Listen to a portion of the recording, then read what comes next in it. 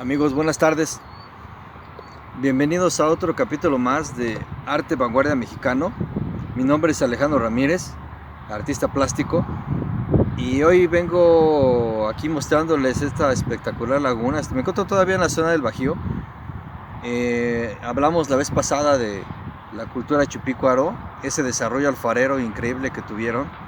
Y hoy vamos a abordar un poquito más el tema. Es que es interesante, pero sobre todo por la evolución que ellos mismos tuvieron después, que no solamente desarrollaron la alfarería funeraria, como les comenté la vez pasada, las piezas que les mostré. Hoy traigo incluso otra pieza que tengo en mi colección, a resguardo, o una otra pieza que como les decía, que ha habido mucho saqueo en estas zonas, y yo me he esforzado lo más que he podido para poder rescatar algunas piezas originales, y que pues obviamente no vayan a parar al mercado negro o salir fuera del país, porque muchas han salido, me han contado historias que no saben el coraje que me da el saber que hay piezas que fueron saqueadas, fueron comercializadas, se atrevieron a ponerles un precio. O sea, para nosotros los mexicanos este tipo de cosas no tiene precio. Lamentablemente, pues uno en lo económico pues tiene que pagar cierta cantidad para poder comprar estas piezas a ciertos pobladores. Está mal, yo sé que de alguna manera está mal seguir ese juego, pero la cuestión es de que aquí o si no las compro yo, digo, no la compro, dejo pasar eso que me están ofreciendo. Estas personas no paran hasta que consiguen a alguien que las compra, e incluso las saca fuera del país. Entonces en ese esfuerzo que he intentado tratar de rescatar también algunos vestigios, algunas piezas, pues aquí traigo otra que les quiero mostrar, pero para mí esta pieza es muy especial. Ahorita les voy a comentar por qué. Más bien este capítulo quisiera yo enfocarlo mucho a las influencias del arte que fueron teniendo algunas culturas, pero sobre todo que no suena descabellado que aquellas culturas mucho más antiguas, obviamente pues Chupicuaro era una de ellas, pero también podríamos citar a los olmecas, que obviamente pues ellos, la cultura olmeca que empezó a florecer por allá del 1200 antes de Cristo, imagínense, o sea, que le llamaban la cultura madre, pero en realidad pues bueno, hay arqueólogos que pues no la ubican tanto como si fuera la cultura madre, sino como que incluso ellos también ya tenían cierta influencia, y no es descabellado, como les decía, pensar que incluso ya había influencia de otras culturas de otras partes del mundo. Eso lo vamos a abordar porque es muy interesante este tema. A mí en lo personal me apasiona mucho, porque viene digamos que viene como que a reforzar la idea, o viene a comprobar, por decirlo entre comillas, que pues sí, siempre el arte en las culturas mesoamericanas siempre estuvo influenciado de ciertas etapas. Sí, en ciertas etapas, porque había culturas que habían florecido, y cuando estas estaban en decadencia, podían adquirir incluso las manifestaciones artísticas de las otras. Es algo muy interesante. Entonces les comento que todavía sigo aquí en esta parte del Bajío. Está muy tranquilo, muy bonito, muy adecuado para poder hacer este capítulo. Les decía, pues toda esta zona del Bajío donde floreció la cultura chupicuara, pues bueno, tenemos aquí lo que es Acámbaro, Taranguácaro, Guanajuato, parte de Michoacán, el Estado de México, Querétaro, incluso Nayarit, todo lo que han llamado las culturas del occidente. Obviamente pues, muchas de esas florecieron en el Preclásico tardío. Y bueno, en el caso de Chupicuaro, les decía yo la vez pasada que como ellos empezaron a desarrollar una técnica para hacer su cerámica, el pastillaje que les decía que consistía en hacer en pastilla en forma de bolitas, y poder amasar el barro, y poder ir poniendo las pastillitas para formar la figura. Ellos tenían mucho énfasis en las figuras femeninas también. Los atuendos que tenían, obviamente pues se enfocaba mucho a todo el adorno en la cabeza, algo muy impresionante. Pero después ellos empezaron a desarrollar la escultura hueca, lo que eran las figurillas huecas, que incluso unas servían como incenciarios, y otras incluso servían para cuestiones medicinales, vaporizantes. También les comento, todas estas piezas que prácticamente, bueno, algunas que están en el museo, o algunas que yo tengo, que les mostré la vez pasada, sí les han visto que están muy enteras las piezas. Eso se debe a que las encontraban en tumbas, las famosas tumbas de tiro, que se llaman así tumbas de tiro porque pues ellos hacían un hoyo, una circunferencia de 1 metro más o menos, y se excavaba, y hasta llegar a un cierto fondo, digamos, no sé, unos 10, 15 metros, o incluso, o a veces era menos, se excavaba hacia los lados para hacer una especie de caverna, o sea, quedaba una caverna abajo y con una sola entrada hacia arriba. Esa caverna era lo que en este caso iba a ser el espacio funerario, donde ahí se reposaban los restos de la persona fallecida y se le ponían alrededor la ofrenda, que consistía en todas estas vasijas y algunos incenciarios e incluso atavíos si tiene alguna jerarquía, incluso piezas de combate, o sea, se han encontrado lanzas de obsidiana labradas alrededor. Entonces es algo muy interesante. Entonces esas tumbas como permanecían huecas, por así decirlo, no era de que ponían en este caso el cuerpo y ponían la cerámica y luego ponían tierra encima, no, sino quedaba en hueco con una pequeña caverna. Entonces eso permitió que las esculturas, aunque hubieran tenido un poco de deslave esa caverna, permitió que todo ese tipo de alfarería permaneciera casi intocable. Obviamente pues desgastada ya con el tiempo y la humedad que pudo haber abajo, incluso haberse llenado de agua cuando llovía, pero aún así lo que sorprendente es que las piezas están muy enteras. Eso es algo fascinante porque nos permite analizar sobre todo las características del arte, que es lo que nos interesa. En esos programas, bueno, no quisiera hacerlos yo tan técnicos en la cuestión arqueológica. Como les digo, va pegado la arqueología, la filosofía y en este tipo de temas de las culturas prehispánicas es inevitable. Pero bueno, sabemos que nos estamos enfocando mucho en las cuestiones artísticas, la manifestación artística, que es lo que a mí me llama la atención y sobre todo quisiera yo comunicar para que tengamos en cuenta que la evolución dentro de las mismas culturas y su desarrollo artístico también fue influenciado, que es lo que a veces se nos olvida ya en la época actual. En la época actual estamos muy influenciados los diseñadores y los artistas por las cosas que vienen del extranjero. Les decía yo que pues toqué el tema la vez pasada y platicando incluso con mi amigo Daniel Marmolejo, que le mando un saludo. Con él platicaba mucho yo el tema de toda esa controversia que hubo con los libros de texto. Recuerdan que ahí la señora Fernanda Fabiola se volvió loca, que dijo que iba a ser una educación socialista y que no sé qué tanto, que Maduro y que íbamos a hacer Venezuela, no sé qué tantas tonteras.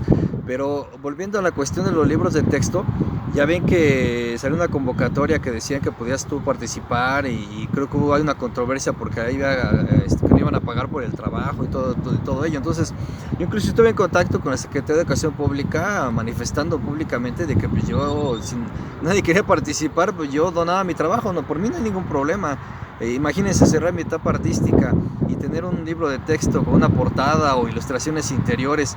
No, a mí no me importaría que no me paguen, lo que importa es que me dieran la oportunidad y que ese libro quedara ahí, que en ese libro quedara plasmado parte de mi trabajo. Imagínense, para mí sería un honor. Pero vi toda la controversia que se desató en redes, obviamente muchos troles, ¿no? Mucha gente que nada que ver. Yo lo que me puse, en fin, invertí todo un día en estarme fijando en toda esa controversia, tanto en Facebook como en Twitter, para tratar de ubicar a los que sí eran diseñadores o ilustradores o artistas o estudiantes de diseño, y los que obviamente pues nada más entraban a la controversia nada más para ensuciar el diálogo. Pero a mí lo que me sorprendió es que sí había estudiantes y había diseñadores gráficos y había ilustradores muy indignados, muy escandalizados, que no aportaban nada, o sea, solamente empezaron a criticar, a bombardear, a decir que no, es que el trabajo vale, que nuestro trabajo, correcto, todo el trabajo tiene que ser remunerado, estoy de acuerdo.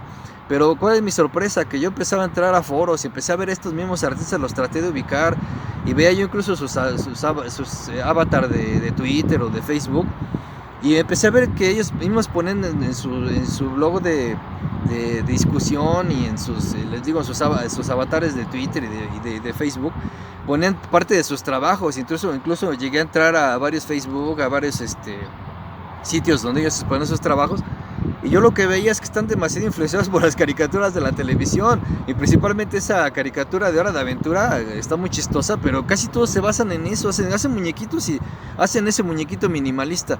Y luego vi que entré ahí una bronca, que habían como 200 personas, la mayoría de ellos sí eran personas que estaban estudiando diseño, o ya eran diseñadores o ilustradores, o incluso que ya habían trabajado en algunas empresas o editando algunas cosas.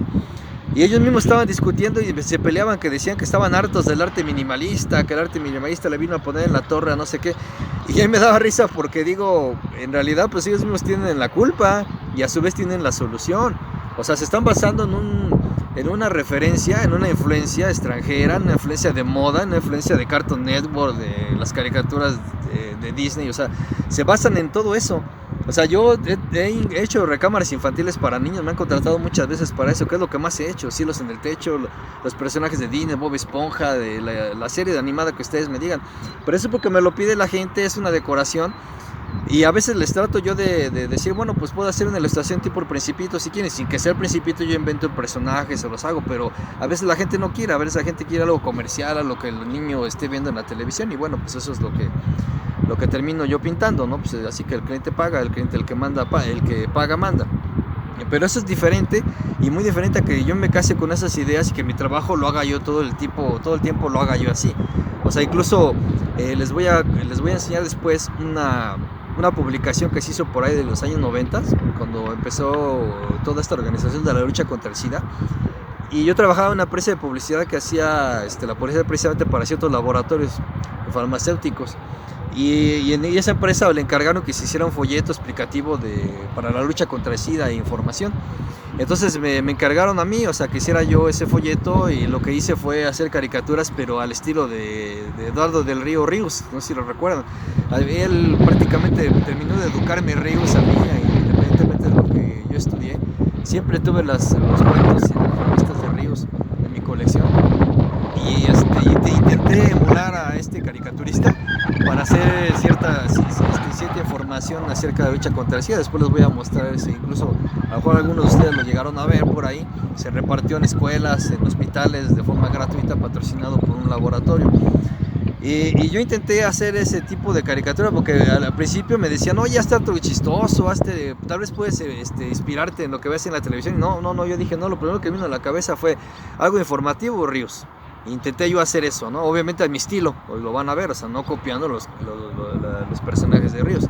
¿Pero por qué? Porque él siempre ha sido mi influencia. Entonces yo intenté emular esa influencia que obviamente, pues, con la cual yo incluso terminé, como les digo, de educarme, ¿no? Porque el maestro Ríos era impresionante en todos los temas que trataba.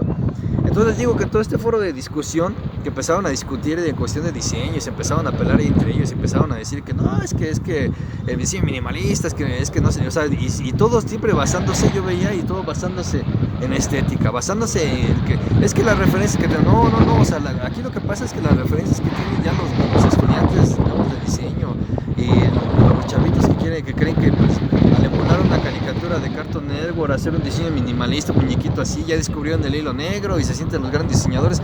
Ellos son los que estaban haciendo prácticamente el escándalo de decir que por qué no les pagaban a los ilustradores. Y yo lo único que hice en un comentario es decir, oye, para empezar, antes de pedirle que te paguen, y ok, todo trabajo y respetos, pero antes de que pidas que te paguen, pues demuéstrate a ti mismo que puedes tener la altura para poder desarrollar un trabajo de esa envergadura. Un libro de texto no es para que lo pintes así con animalitos graciosos, no, porque precisamente es lo que tratamos de borrar.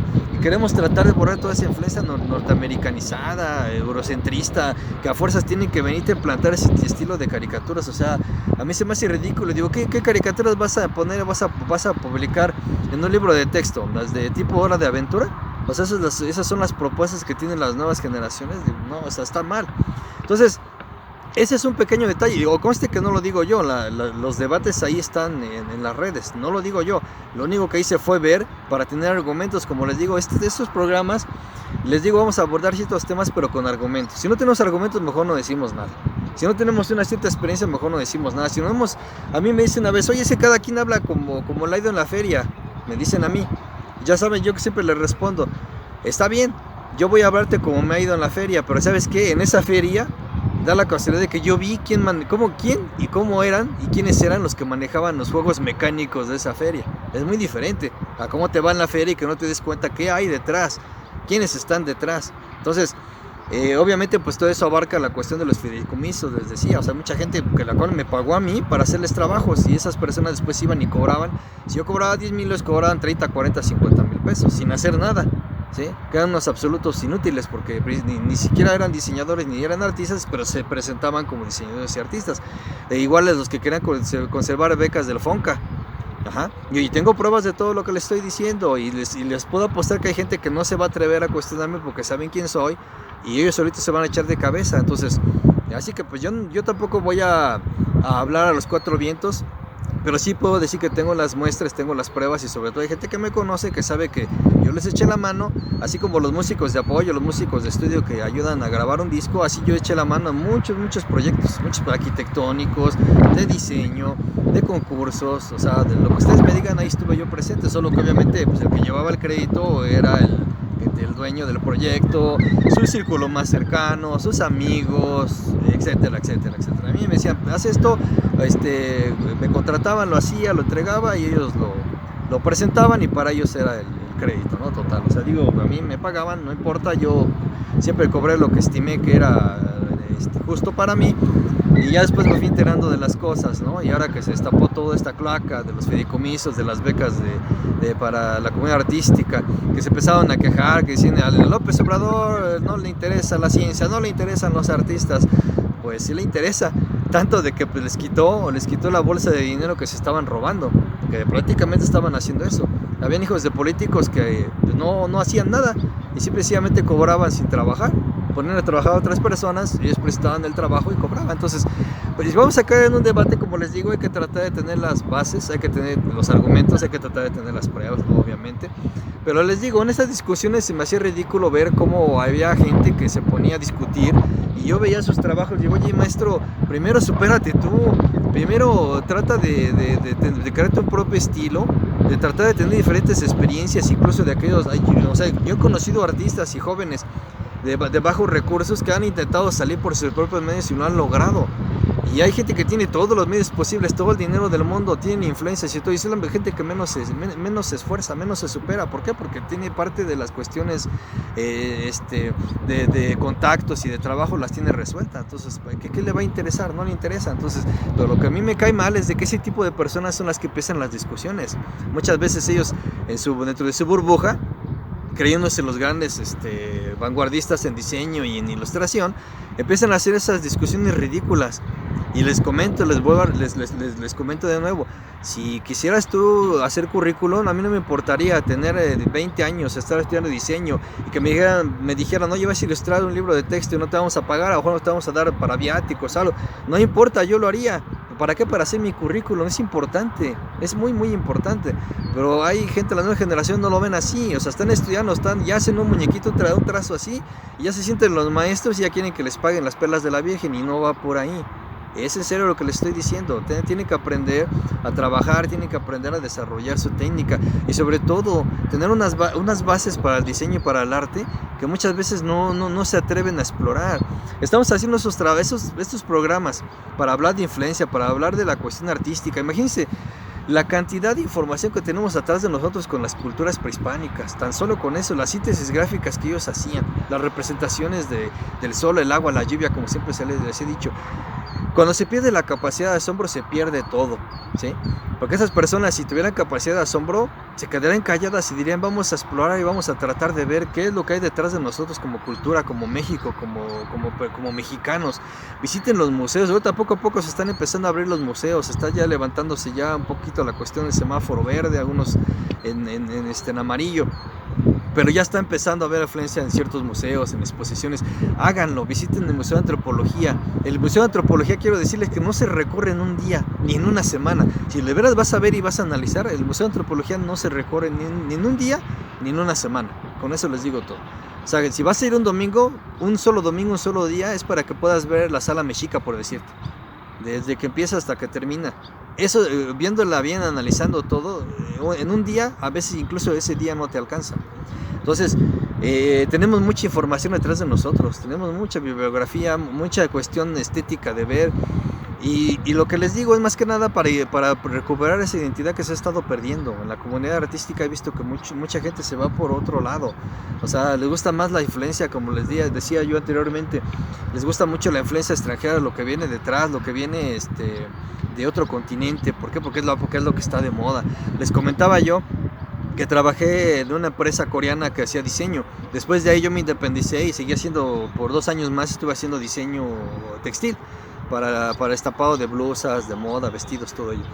Entonces yo incluso a estas personas que eran unas personas de origen judío, yo les decía, bueno, vamos a tratar de hacer una tendencia, ¿qué les parece? Mire, se me ocurre hacer esto. No, me decían que no.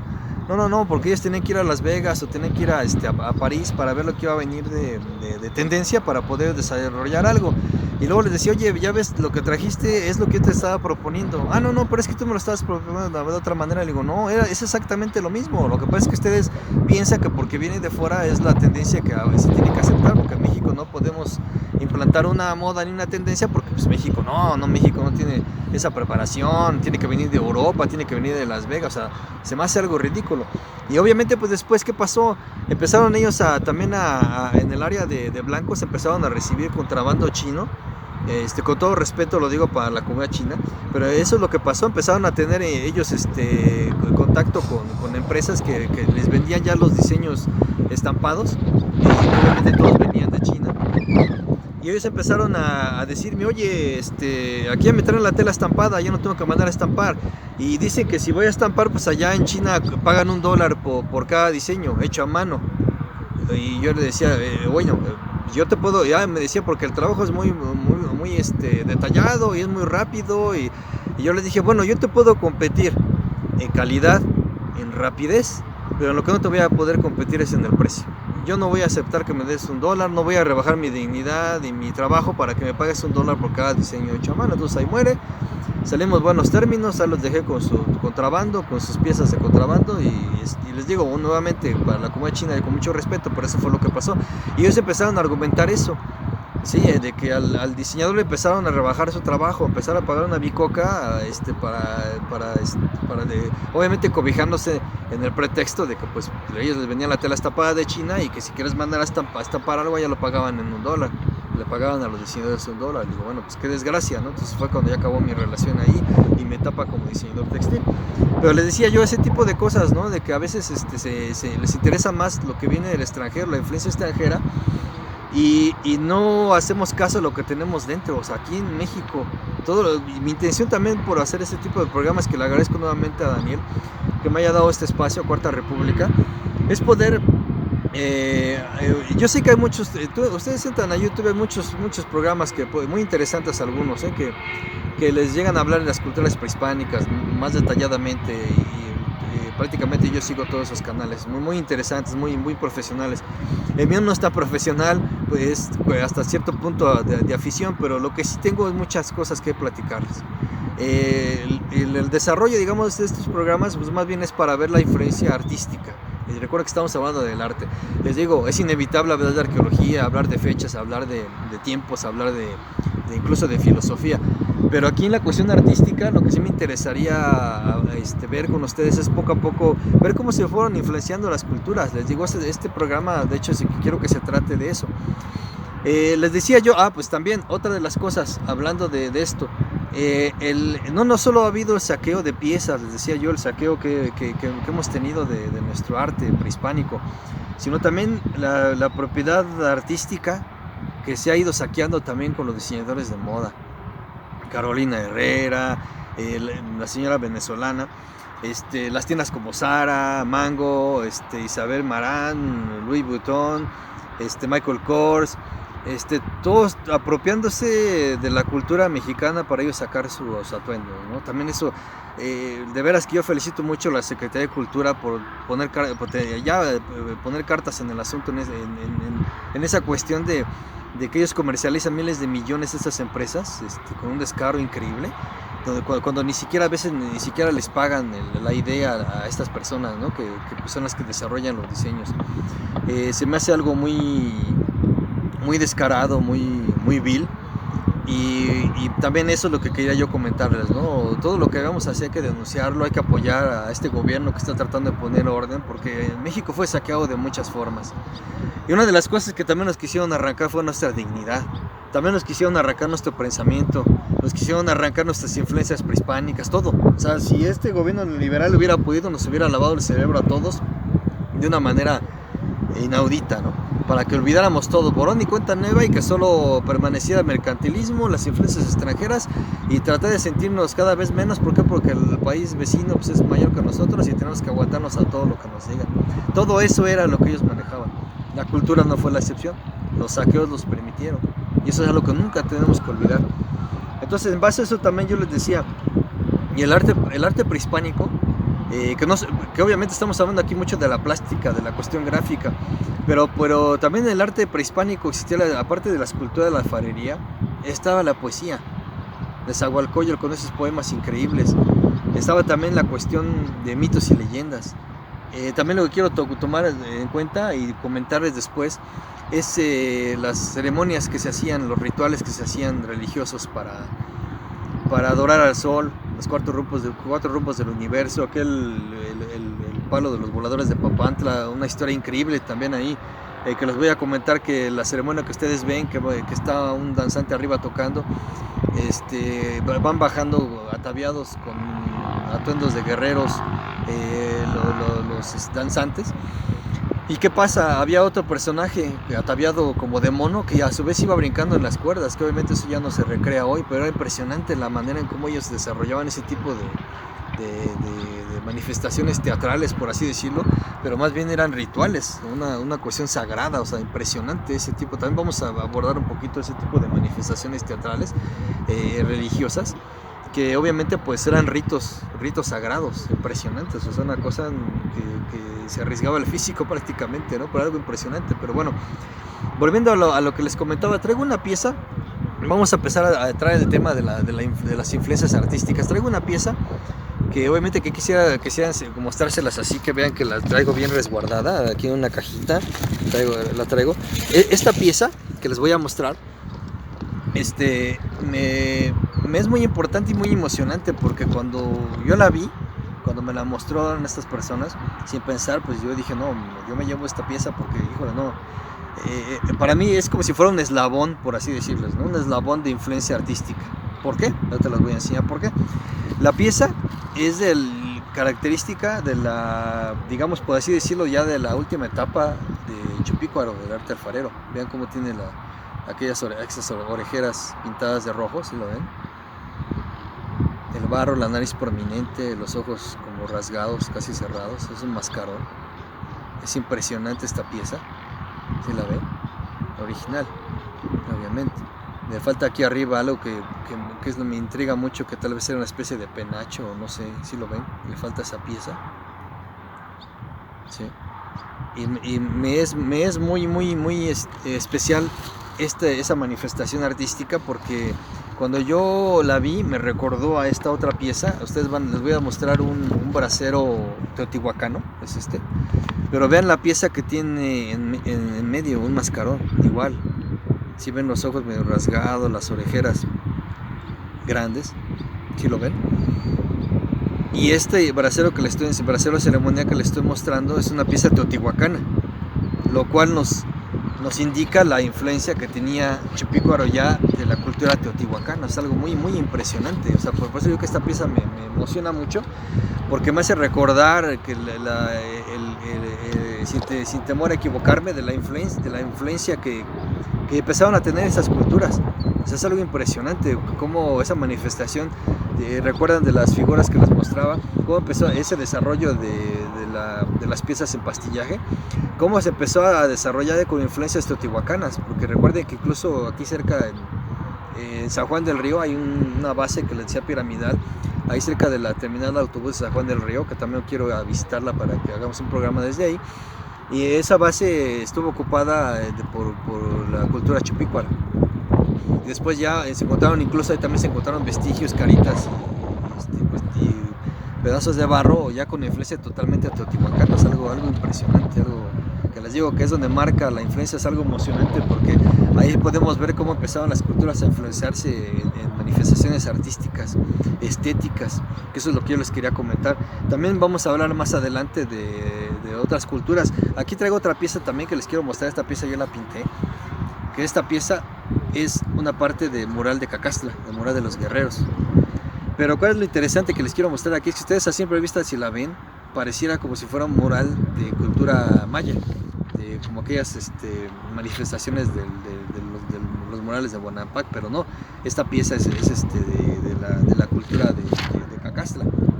Entonces, vean cómo ya la cuestión estética, la cuestión de esa manifestación, porque obviamente esta cultura cacastra floreció después de prácticamente el abandono de algunas ciudades mayas, y aquí podemos ver cómo ya la influencia del arte maya llegó ahí a Cacastra. Ajá. Incluso llegó a unas partes también de Xochicalco, la influencia de esos tipos de penachos mayas. Entonces les decía yo que en base a todo esto podemos hablar de las manifestaciones artísticas y sus influencias que empezaban a tener con el paso del tiempo. Cómo llegaban unas culturas, influenciaban a otras, empezaban a tener ese desarrollo más estético, tomando ya detalles de otras culturas. A mí lo que me impresiona mucho también, quisiera yo platicarles, la cultura olmeca.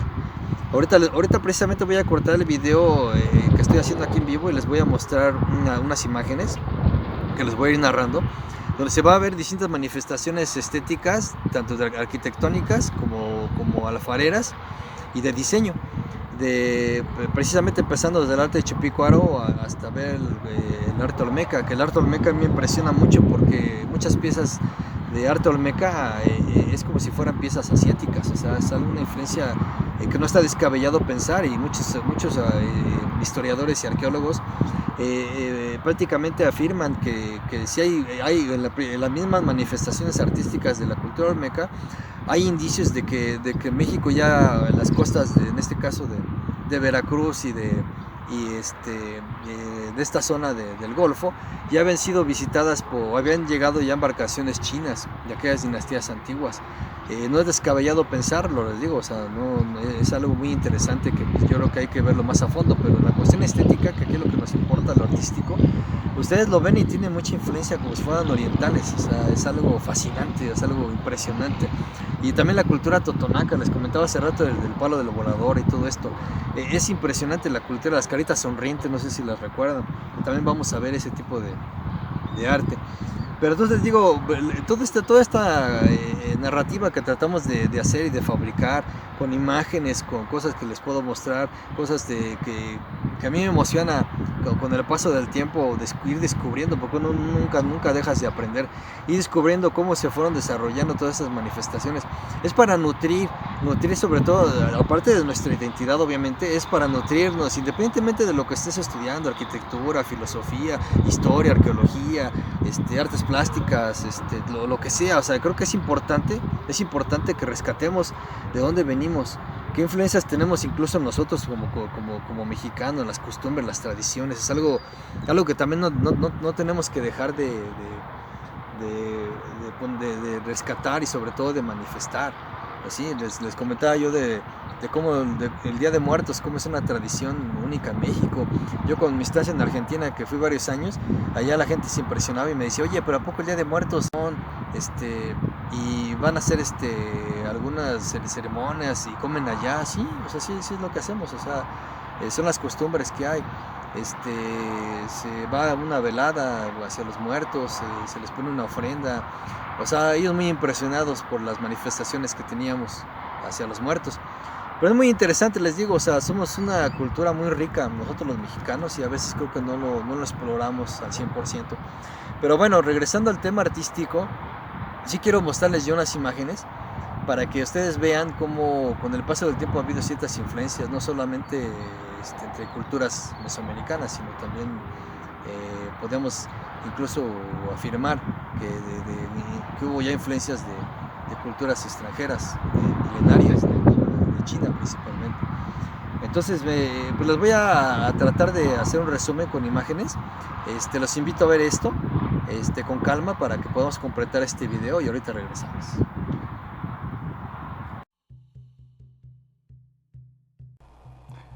Y aquí podemos ver las imágenes que estuvimos viendo desde el capítulo pasado del arte de Chupicuaro. Ya ven que primero vimos el desarrollo de lo que es las figurillas en pastillaje, esa técnica. Después se fueron depurando. Sobre todo les comentaba yo que después de perfeccionar ese estilo alfarero, ellos empezaron a desarrollar también lo que es la pintura sobre esa cerámica. Y todos estos diseños de arte geométrico de Chupicuaro son observaciones astronómicas. El rombo que simboliza a Venus, el paso de Venus, y esa como cruz con una parte en medio sin pintar, representaba el sol y los 4 rumbos del universo. de esta cultura impresionante que se desarrolló en el suroeste de Guanajuato y al noroeste de Michoacán hace 2600 años. Increíble. Por eso le decía que no debemos de perder la capacidad de asombro, porque estas culturas pues sí desarrollaron, en base a sus observaciones de la naturaleza, esquemas artísticos increíbles que hasta la fecha son utilizados a veces en prendas de vestir. Ustedes pueden ver, les puse un ejemplo a un lado de las texturas que se manejan incluso para diseños de distintas características geométricas que hasta la fecha se siguen utilizando. Y las representaciones, digo, aparte de la cosmogonía que ellos tenían un respeto bastante amplio y sobre todo muy serio acerca de lo que eran los astros. También hay una figura que les quiero mostrar así rápido, que representa la fertilidad. Esta figura, y igual en los ojos tiene las representaciones del sol, si la pueden ver. Y aquí estas otras, obviamente aquí saqué un esquema de un diseño textil basado prácticamente en los atuendos que llevan los personajes estos que están aquí en barro, las figurillas. Pero una vez más los rombos, las cruces, toda esa textura que se manejaba con relación, como les digo, hacia los 4 puntos del universo, el ciclo de aparición de la estrella Venus y también la cosmogonía, ¿sí? Que ellos manejaban en distintos ciclos que de observación que hacían de las estrellas. Entonces aquí lo que podemos observar una vez más es los mismos tonos, los tonos rojizos, los tonos del tono natural del barro y el tono rojizo, ¿sí? Es muy impresionante y sobre todo, como les digo, ha sido empleado para distintos diseños en la actualidad. Aquí les saqué un ejemplo de este diseño de un uniforme de ropa deportiva de la marca Nike, utilizando ese tipo de grecas de la representación de esta máscara de Chupícuaro, que bueno, han inspirado a muchos diseñadores textiles que pues han recurrido a estos esquemas para poder desarrollar cierta línea de ropa. Como les decía, pues también está el tema de la cuestión de los derechos los derechos de la parte de la propiedad artística, ¿sí? De los diseños textiles. Y aquí podemos ver uno. Aquí ignoro yo si esta marca haya pagado algunos derechos, o sea, la parte representativa de alguna selección nacional de algún país, pero en sí, pues lo que sí quería yo poner en énfasis, como les comentaba hace un rato, es todo eso que han sido, bueno, México, aparte que ha sido saqueado intelectualmente y artísticamente y arqueológicamente, pues también ha tenido estos golpes fuertes, ¿no? Nuestros artesanos. Por ejemplo, aquí les digo el problema de Carolina Herrera apropiándose diseños de los tenangos, ya plasmados en vestidos con diseño de moda, y pues no pagando realmente lo que debería de pagar en derechos por la propiedad artística, ¿sí? Es sumamente explotado este campo, y qué bueno que nuestra Secretaría de Cultura ya está poniendo cartas en el asunto, porque este es un asunto muy serio, muy muy serio. No se puede tolerar este tipo de saqueo, de ese tipo sí, es una cuestión de arrebatar una creatividad que pues tienen que pagar por ello. Ellos ganan miles de millones sacando sus distintos diseños, y no nada más ella, o sea, está la tienda Zara, está Mango, muchas tiendas han explotado este esquema de querer tomar los diseños de nuestros artesanos para implantar una moda, como les decía. Aquí en México no quieren que implantemos moda nosotros hacia afuera, pero si ellos vienen aquí y se roban lo nuestro para hacer una moda y una tendencia en otro lado, pues no se vale. Volviendo a la similitud y a las influencias, vean, aquí les quiero mostrar la pirámide de Pueblito, la que les estuve platicando en el capítulo pasado, y con relación a la pirámide de Teotihuacán, ven como en la primera parte que les decía de Chupícuaro, la pirámide no estaba de esa forma, estaba más o menos en la base, una forma circular, y con las piedras acomodadas de esa forma, pero después poco a poco ya empezó a tener la influencia teotihuacana. Ya ves que les digo que después de que ya en decadencia estaba la cultura de Chupícuaro, vino con influencia ya tolteca y teotihuacana, y esa es la forma en como se se fue alterando, o digamos se fue haciendo un diseño en base a ese tipo de influencia, y ya podemos ver ahí precisamente en este mismo ángulo, que es el que estuve buscando, para que ustedes pudieran ver cómo sí hay una similitud de arquitectura en la cuestión tolteca teotihuacana con la pirámide del pueblito. Es muy interesante esto. Ahora que abran ya el sitio, voy a hacer una transmisión más de cerca para que ustedes la puedan ver. Vamos a subir a este espacio de arriba que funcionaba como un santuario, donde se albergó a la Virgen del Pueblito, de ahí que venga que es la pirámide del Pueblito, pero en realidad es la pirámide del Cerrito. Y les digo que su primera etapa estuvo habitada, toda esta zona, por parte de la cultura de Chupícuaro. Incluso ahí hay todavía algunos vestigios que me gustaría también pasar al museo de sitio para podérselos mostrar. Y es muy interesante, les digo, porque esa influencia teotihuacana y tolteca en arquitectura es algo impresionante. Ustedes no pueden negar que hubo una gran influencia, ¿sí?, de estas culturas, que empezaron a florecer obviamente otras, y retomaban esas características artísticas y estéticas. Aquí está el mascarón que les mostré, vean de su lado izquierdo está el que yo les mostré, el que tengo yo aquí en mi resguardo, y en la parte derecha está el de Teotihuacán. Vean la similitud en algunas cuestiones de los ojos, las orejeras prominentes, y prácticamente les digo, para mí eso es un eslabón estético donde se ve la influencia que tenía ya la cultura teotihuacana con la cultura, la última fase de la cultura de Chupico. Ahora estaba empezando a ser influenciada, ya empezaban a tener ese intercambio ya no solo estético y cultural, sino también incluso de ritos, que eso tal vez más adelante lo vamos a ver. Pero es impresionante, vean, o sea, incluso en características y similitud.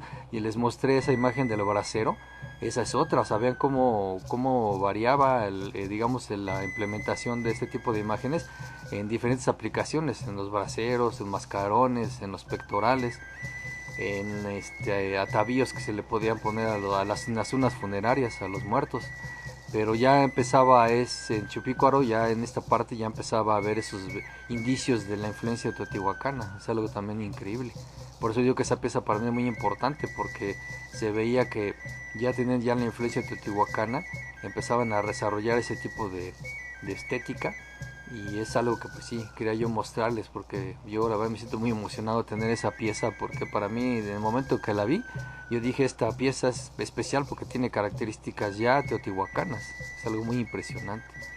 Y espero que también les haya gustado la estética de este mascarón, que nos dice mucho.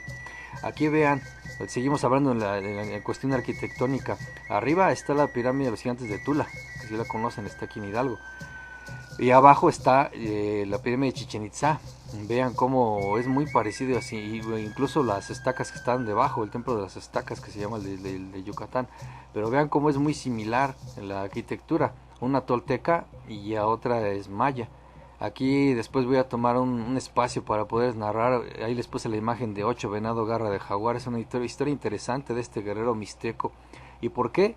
Porque este guerrero mixteco llegó desde la Mixteca Alta a conquistar varios sitios, y de eso su travesía lo llevó a tener una ceremonia donde se le puso una nariguera de turquesa, en una ceremonia muy importante, como visitante distinguido en Tula, ¿sí? Y en Tula, en Tula obviamente pues tuvo referencias de la cultura mixteca también, la última parte de la sección tolteca, digamos, de esa etapa.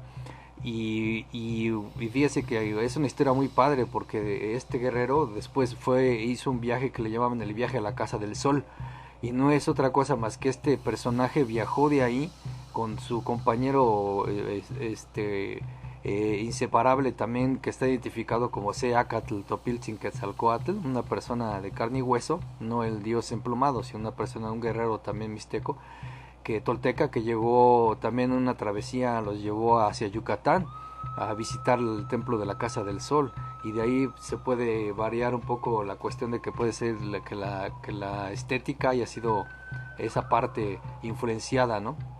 Y aquí tenemos el arte de Bonampak y el arte de Cacastla. Ustedes pueden ver cómo Bonampak, maya, y Cacastla, ya Cacastle había florecido después del abandono de algunos sitios mayas, pero vean cómo en Cacastle ya se retoma ese arte y los colores incluso que se utilizaban en Bonampak para representar las escenas en los murales.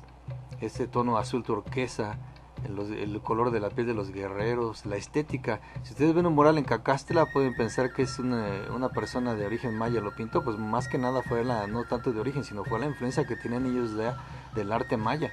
Es algo muy, muy impresionante. Ahí lo pueden observar la comparación en cuanto a tonos, colores, con una clara influencia. Es como la pieza que les mostré, la réplica que hice, que muchas veces me preguntan, oye, este es maya. No, no, no, es Cacastla. Y vean esta otra comparación, estas piedras en Camboya, ¿sí? Es impresionante. Y el otro lado está en Copán, cultura maya. Dos países diferentes, dos lugares diferentes, ¿sí? Pueden ver como en este templo de Agnor, que se llama esta parte de Camboya, es un templo hinduista que data del año 900 de nuestra era.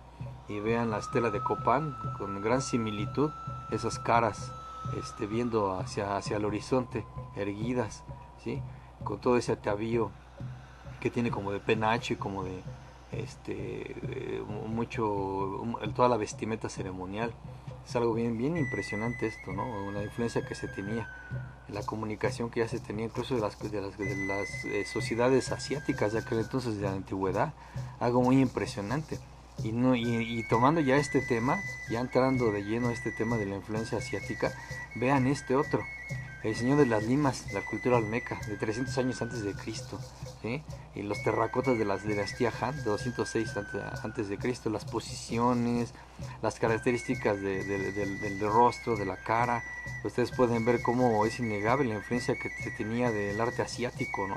Que no está muy descabellado pensar que, pues bueno, se piensa, ¿no?, que todas estas figuras eran figuras de culto, ¿sí? Y incluso se ha llegado a descubrir que los símbolos de la escritura olmeca son muy parecidos a los símbolos que utilizaba la dinastía Shang, ¿sí? Que se cuenta que esa dinastía del rey fue derrocado en aquel entonces y hace 3800 años, y que muchas personas que eran sus seguidores salieron huyendo de esa parte en barcos. Y no es descabellado pensar, como les digo, en base a algunos estudios, que pudieran haber llegado a las costas de aquí de México y pudieran haber tenido una influencia en la cultura, en la cultura que se le llamaba la cultura madre, la cultura olmeca.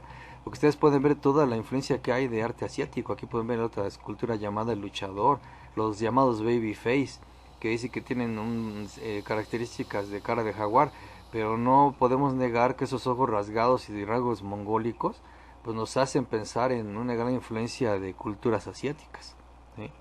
Es impresionante, ¿sí?, ver cómo, incluso les decía yo, que no solo la estética de las piezas, sino también la escritura, que a veces, o los glifos que aparecen incluso grabados sobre sus cuerpos, ¿no? Es algo muy impresionante. Y ustedes recuerdan también las cabezas olmeca, es cabezas que parecen tener incluso un casco de samurái, algunas, ¿no? Es algo muy impresionante. También aquí vean esto es algo definitivo para que ustedes vean que sin duda hay una influencia asiática en la cultura olmeca. Vean la figurilla que parece un samurái, esa figura es olmeca y está labrada en madera.